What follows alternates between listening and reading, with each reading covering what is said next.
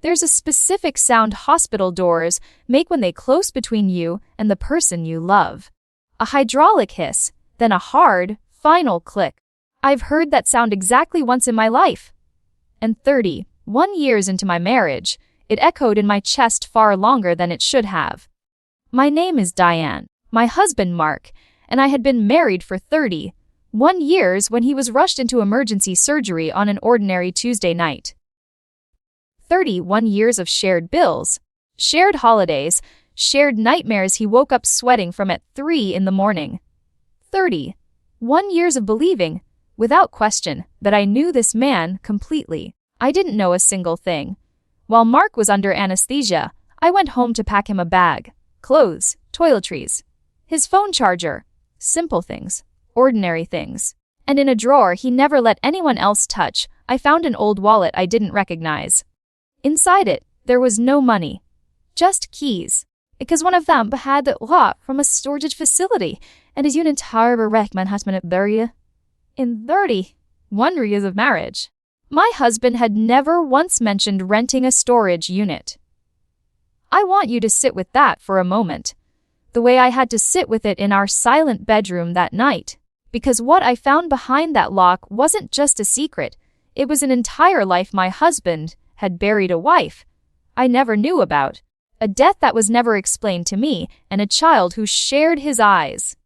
This is the story of the night I decided that love, after 31 years, still wasn't the same thing as knowing the truth. It all happened too fast that night, the way real emergencies always do, with no warning, no build-up, no chance to prepare your heart for what's coming. I remember the ambulance ride, the harsh overhead lights, the paramedics clipped, clinical voice using words like complications and we need to operate now.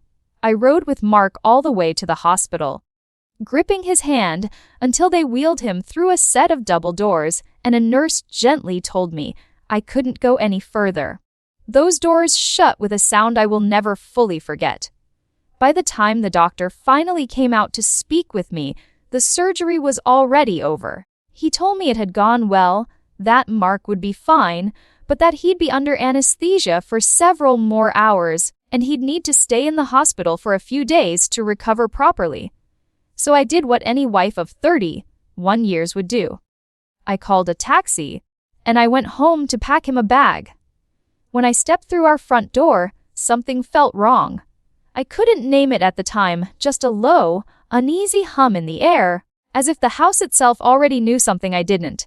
I packed on instinct more than thought. Clothes, toiletries, his phone charger. Then I realized my own car was still in the shop, and I'd need to drive back to the hospital, using his instead. I went to the counter by the door, where he always left his keys. They weren't there. I checked the kitchen. I checked his jacket pockets. I checked the drawer by the sink, the one where odds and ends always seemed to collect. I couldn't find my husband's car keys anywhere. I checked the kitchen a second time. Then a third, my irritation slowly sharpening into something closer to frustration. Where did you put them? I muttered, to an empty room that had no answer for me. That's when I remembered the spare keys. I went to Mark's side of the dresser, the drawer he always used for the small, forgettable things he never wanted to throw away: old receipts, tangled cords, loose change collected over years. That night, for reasons I can't fully explain even now, my fingers were shaking as I opened it. And that's where I found it. A small, worn wallet. Not the one he carried every day, the brown leather one I'd bought him for our 20th anniversary. An old one. Weathered, unfamiliar. I didn't recognize it, and that alone made my chest tighten before I'd even opened it. Inside there was no money. Just keys. Several of them, worn smooth with age. But one of them didn't make sense. It had a plastic tag from a local storage facility, and a unit number written in black marker, the kind of ordinary, forgettable detail that somehow felt like the loudest thing in the entire house. In our 31 years of marriage, my husband had never mentioned renting a storage unit. Not once. Not in passing, not as a joke, Not in any of the thousands of quiet conversations two people have over 3 decades of shared life. We shared everything, or at least, that's what I had always believed. Bills, schedules, doctor's appointments, even his bad dreams, the ones that made him wake up sweating and reaching for my hand in the dark. I stood there holding that key, feeling something cold settle low in my stomach. I took the spare car key out first, then I hesitated, and then, almost against my own better judgment, I took the storage key too. I'll just look, I told myself, standing alone in our bedroom. I deserve to know. I put the wallet back exactly where I'd found it, and I drove to the hospital. Mark was still unconscious when I arrived, unreachable, his face slack with the deep, artificial sleep of anesthesia. I stood there for a long moment, holding his hand, staring at the face I had studied every single morning for 31 years. I searched myself, honestly, for guilt. I found something colder instead. Resolve. I love you, I whispered to him, in that quiet room, machines humming around us. But I need the truth. Half an hour later, I was driving to the storage facility. It all happened in something like a haze. One moment I was on the road, gripping the wheel too tightly. The next, I was standing in front of an open metal door, staring into a unit that belonged to a life I never knew my husband had lived. Inside were boxes, stacked neatly labeled in Mark's own handwriting, the same handwriting I'd seen on 31 years of birthday cards and grocery lists, plastic storage bins, photo albums, a single garment bag hanging quietly from a hook in the corner. I stepped inside and reached for the closest box. Inside were photographs. My husband was in them. He looked younger, but it was unmistakably him.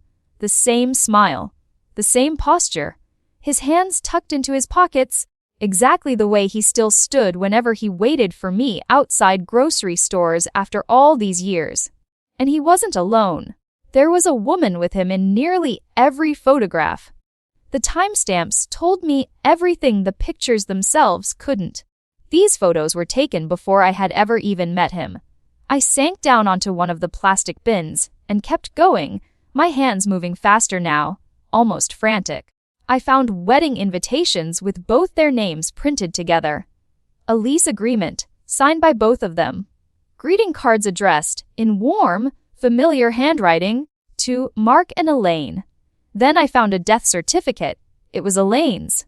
The cause of death was written in careful, official language that somehow managed to explain absolutely nothing at all. No, I whispered, alone in that storage unit, staring at an entire life I had never known existed. No. I returned the photographs to their box with shaking hands. Near the bottom, I found one more thing, a letter addressed to Elaine, written by a woman named Susan, who shared her last name. I knew, in that moment, that I had to find out who she was and what she knew. I locked the unit behind me and tracked down Susan's address. When I arrived at Susan's house, an hour away, I was struck by how shabby and worn it looked, the kind of house that carries the visible weight of hard years. I wasn't entirely sure what Susan's relationship to Elaine had been, but the letters had made it clear the two women were close. One letter included a cell number, so I called it directly and explained, as plainly as I could, that I had found Elaine's belongings and letters, and that I needed to speak with her. There was a long pause on the line. Then, finally, she agreed to meet. When Susan opened her door, she was cautious, suspicious. But there was something else in her expression, to a tiredness I recognized instantly, because I was carrying a version of it myself. Then, behind her, I saw something that nearly knocked the breath clean out of me. A boy, about 8 years old, with Mark's eyes. I had to grip the doorframe just to steady myself. Susan watched me carefully, reading my reaction. You said this was about Elaine, my sister? It is, I managed, forcing my voice to stay level, even as everything inside me was rearranging itself. I'm sorry for your loss. She laughed, a short, humorless sound. People say that, but they don't mean it. I do. Something in my face must have convinced her, because she stepped aside and let me in. We sat down together on her worn couches, and slowly, Susan began to open up. She told me that Elaine's husband, the man I now understood to be Mark, though she didn't yet know that had vanished after her sister's death. Just disappeared. No forwarding address. No goodbye. The police had asked questions for a while, and then, eventually they simply stopped asking. He said he needed time. Susan told me, staring at the floor. Then he never came back. I asked, tentatively, about the boy. Susan stiffened immediately. Why are you asking about my son? I'm curious. I said, and I hated myself even as the words left my mouth. Curiosity costs, she said flatly. What do you want? I looked over at the boy, quietly coloring in the corner of the room, and I gave her the only truth I could manage in that moment. I want to understand who Mark, my husband, really is. Susan's face went pale.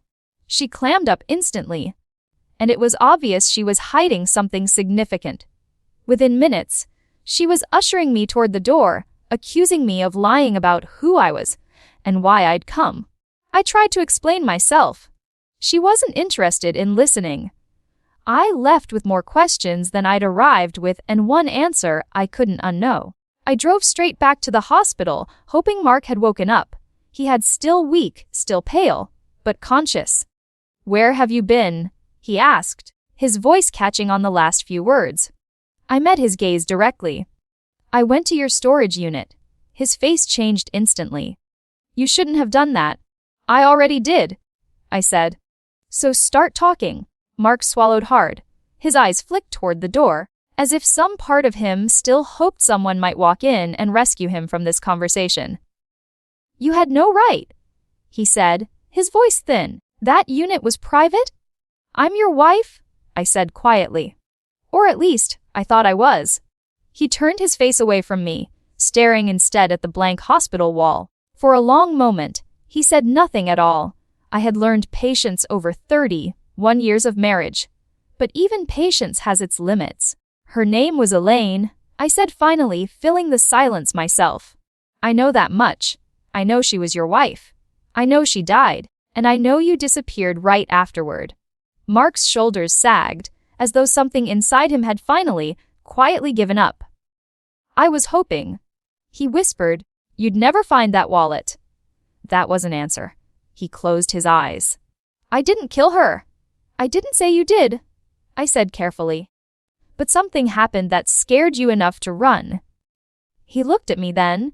For the first time in 31 years, I saw real fear in my husband's eyes.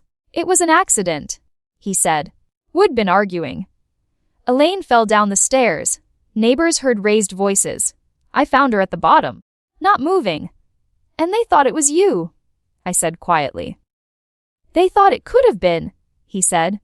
They questioned me for weeks. They tore my life apart. Every look I got said the same thing. They didn't believe me? So you ran. I broke, Mark said, his voice cracking. I couldn't breathe in that house anymore. Everywhere I went, I felt her. Susan blamed me. I don't blame her for that. I thought of Susan's tired, guarded face, the way she'd chosen every word so carefully. You left her alone, I said. I know, Mark whispered. That guilt never left me, not for a single day. And yet you married me, I said. You built a whole life. I didn't plan to, he said quickly, almost pleading. I met you years later. I told myself I was someone new. I thought if I stayed good, steady, honest with you, it would somehow balance out everything I'd lost. Except you weren't honest. I was afraid, he admitted. Afraid you'd look at me and see a man who ran from grief instead of facing it. I laughed once, sharp and more bitter than I intended. I see a man who ran from responsibility, his eyes filled with tears. I'm sorry. And, strangely, I believed him. That surprised me more than almost anything else that night. I took a breath, steadying myself for the part of this conversation I still hadn't found the courage to begin. There's more, I said. His jaw tightened immediately. Zumeswasad. Yes, said. And your son, I'm guessing? He flinched visibly, as though I'd physically struck him. He's 8. I continued, watching his face carefully. He has your eyes. Mark covered his face with both hands. God, you knew. I suspected, he admitted, his voice muffled behind his palms. After I finally went back, years later, after we were already married, I met Susan again. We talked. We cried. We drank far too much that night. Grief does strange things to people. And the child. It wasn't planned, he said quickly. I swear to you it wasn't. It was one night. One mistake, born out of shared loss neither of us knew how to carry alone. Then why didn't you take responsibility? He looked at me then. Real anguish carved into every line of his face. Because I love you. Because our life together matters to me more than almost anything. I didn't want to destroy everything we'd built over a child I didn't even know how to be a father to. That child needs you, I said simply. I know, he said, his voice finally breaking completely. And I hate myself for it. Silence stretched between us long, heavy, and somehow more honest than any words either of us had said all night. They're struggling, I said finally, breaking the silence myself. Suzanne and the boy. Financially, she didn't ask me for anything. She didn't even know who I was when I showed up at her door. Mark stared up at the ceiling, unable to meet my eyes. You shouldn't have to carry this. I already am, I said.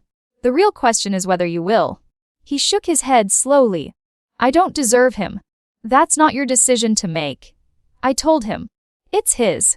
He turned toward me then, his eyes red and raw. What do you want me to do? I want you to meet him. I said, the words coming out before I'd even fully thought them through. You don't know how much time you have left. None of us do. Fear crossed his face immediately. What if he hates me? Then you live with it, I said gently, but without backing down. But at least you showed up. At least he'll know you tried. The following week, after Mark was discharged from the hospital, I made the call myself, using the same number I'd taken from Susan's letter. She didn't trust me at first, not even slightly. She accused me of manipulation, of trying to ease my own conscience by playing peacemaker. She wasn't entirely wrong about that last part. I'm not asking you to forgive him, I told her honestly. I'm asking you to let him see his son. There was a long pause on the line. Then, finally, a sigh. One meeting, she said. We met on neutral ground, a public park. Sunlight filtering through the trees. The boy Eddie kicked a soccer ball back and forth, while Mark stood frozen a few feet away, clearly unsure how to take the first step toward him. Hey, Mark said finally, his voice unsteady. I'm Mark. Eddie squinted up at him. Hello, sir. Mark let out a laugh through sudden tears. Hello, Eddie. They talked about nothing in particular, and somehow everything that mattered. Susan watched from a nearby bench, her eyes wet, arms crossed protectively over her chest, but she didn't intervene. Later, as the sun dipped low over the park, Mark sat down beside me on a bench of our own. Thank you, he said quietly, for not walking away. I didn't do this just for you, I told him. I did it for Eddie.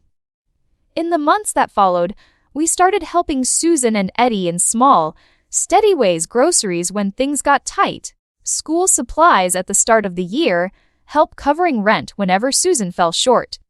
Mark called his son every single Sunday, without fail. And more than anything, he learned to listen more than he spoke, which, for a man who had spent so many years running from difficult conversations, was its own quiet kind of miracle. Our marriage changed after that night in the hospital. I won't pretend otherwise. Something in it had been permanently altered the moment I opened that old wallet. But it didn't end. One night, months later, Mark reached across the couch for my hand. I don't deserve your grace, he said quietly. Maybe not, I told him. But love isn't about what we deserve. It's about what we choose, every single day, even after we know the whole truth. He squeezed my hand, and, for the first time since that terrible night in the hospital, I felt steady again. I used to believe that after 31 years, a marriage had no more room left for secrets that size. I thought time itself was proof of honesty, that if someone stayed beside you for 3 decades, surely you had already learned everything worth knowing about them. That storage unit taught me otherwise. People don't just hide affairs, or money, or small daily failures. Sometimes they hide entire versions of themselves, whole chapters of grief, guilt, and fear they never found the courage to bring into the light because they were terrified of what it might cost them. That fear doesn't excuse the silence. Mark's 31 years of quiet omission cost Susan a brother-in-law who abandoned her in her worst moment. It cost Eddie 8 years without a father who knew he existed. And it cost me the simple, ordinary comfort of believing I fully knew the man I'd built my entire adult life beside. But I also learned something else that night, something I didn't expect to learn at all. People can carry devastating secrets out of cowardice and still be capable of real, meaningful repair once the truth finally catches up to them. The two things aren't contradictions. They're just both true at once, the way most complicated things in life tend to be. So here's the question I still find myself sitting with, even now, months after that key first slipped into my hand. If you found a locked door inside the life of someone you'd loved for decades, would you turn the key, knowing you could never know whatever waited on the other side? I chose to turn mine. And it cost me the illusion of a perfect marriage. But it gave an 8-year-old boy a father who finally showed up. And it gave me a truth I could actually build the rest of my life on top of instead of one more year spent standing, unknowingly, on top of a secret. If this story moved you tonight, tell me in the comments. I read every single one. And if you believe, like I do, that real love can survive the truth even when it can't survive another lie, then like this video, share it with someone who needs to hear it. And subscribe for more stories just like this. Because somewhere out there, right now, someone else is holding a key they haven't turned yet.